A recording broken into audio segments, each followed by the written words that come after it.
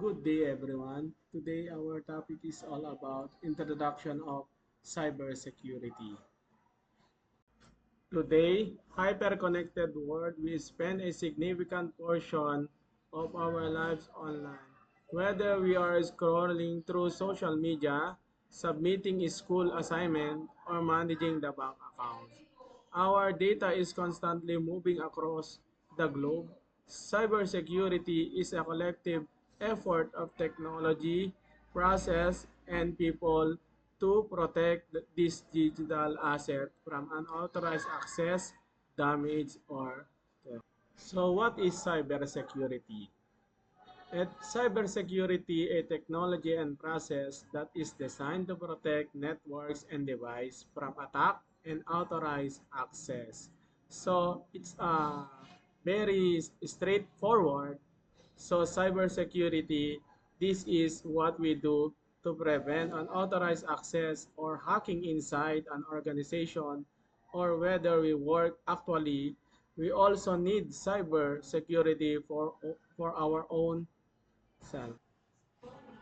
Okay? Advantages of cybersecurity tools. Number one is protection of business. Number two, increase productivity.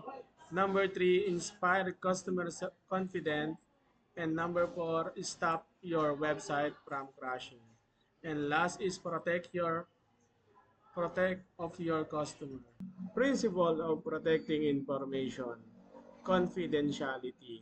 Confidentiality, the information and function can be accessed only by authorized parties.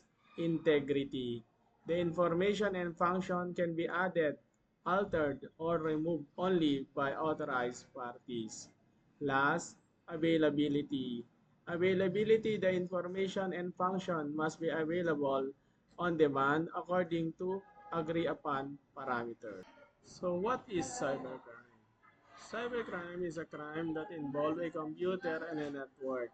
The computer may have been used in the commission of a crime, or it may be the target.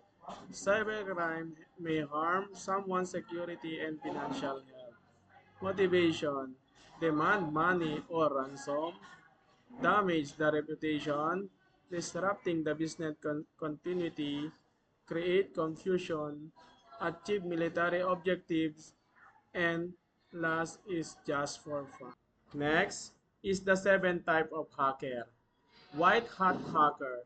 This is the type of hacker hired by a company to see the weaknesses of their security so that the white hat will do and try to hack the company, and there will be see the weaknesses or security vulnerabilities of a company. So this is one, they are the legit. They are not criminals. They are not paid. So those are the ethical hacker. Next, black hat hacker. These are the bad. Those are the motivation, like what I explained earlier. Motivation of a cybercrime, that the motivation of a black hat. Gray. Next is the gray hat hacker. This is the sit in between white hat and black hat. They also hack the government or companies, private companies, and people, but they are no intention to get the information or spread it. They just want to show to a private firm, this is your weaknesses. Your website, I can hack it easily, but they did not get it, or they did not exchange the information. So that it is like they are just a missing around. Number four, the script kiddies. These are the helper of the senior hacker. These are the newbies or amateur in hacking. But they have created a script or code that are script kiddies can run. They will just teach them or email them. They will just say, okay, what you will do if you will attach this email, pretend this and that they have social engineering skills. They can cheat, they can copy, like the email of other, like that But all these are doing has the help of the senior hacker. Number 5. Hacktivist. The word hacktivist is a portmanteau, a blend of two words, hacking plus activism. Hacktivist is an individual or group that uses computer hacking to provide a digital platform for political or social causes. Unlike traditional hacker who might steal for money, cyber criminals, or for the government secret state actor, hacktivists are motivated by ideology. Number 6. State-sponsored hacker. State-sponsored hacker is an individual or group hired, funded, or directed by a nation state, a country government, to conduct cyber operation against other nation, organization, or individual. Last is cyber terrorists.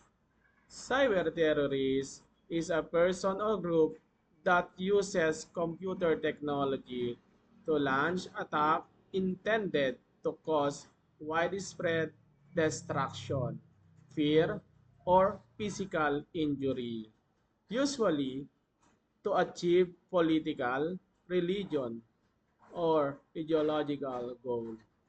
Next, common attack in cybersecurity. Number 1.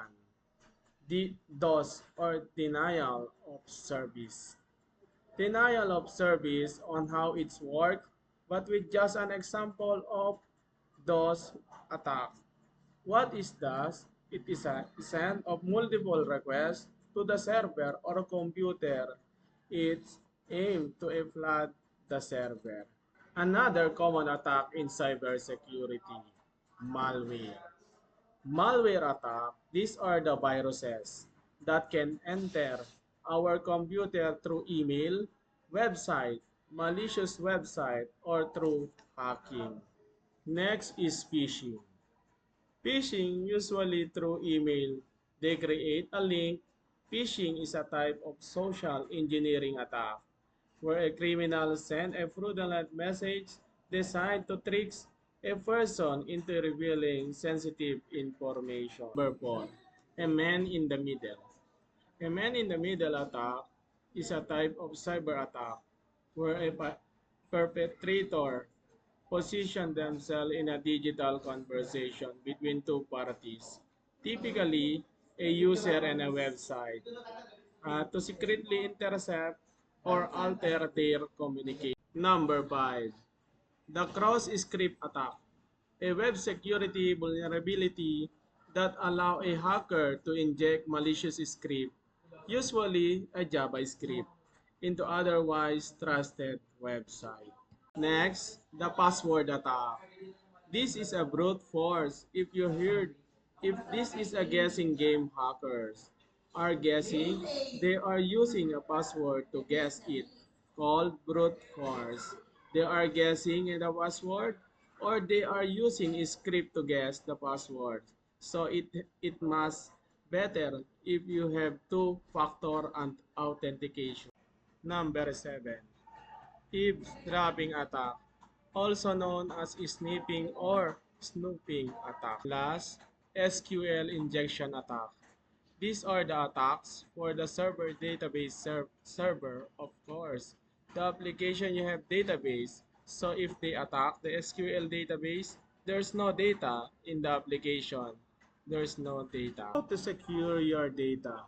So two-factor authentication, secure your password, password complicity, regular updates, update your antivirus, firewall, spam filtering, encryption, secure DNS, and daily backup. Cybersecurity expert is one who protects information from unauthorized access, illegal duplication, and theft. He fights cybercriminal and those who use hacking method and the internet to steal private and sensitive information from the internet.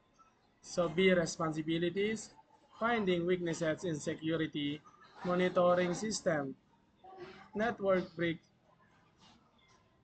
That's all. Thank you for listening.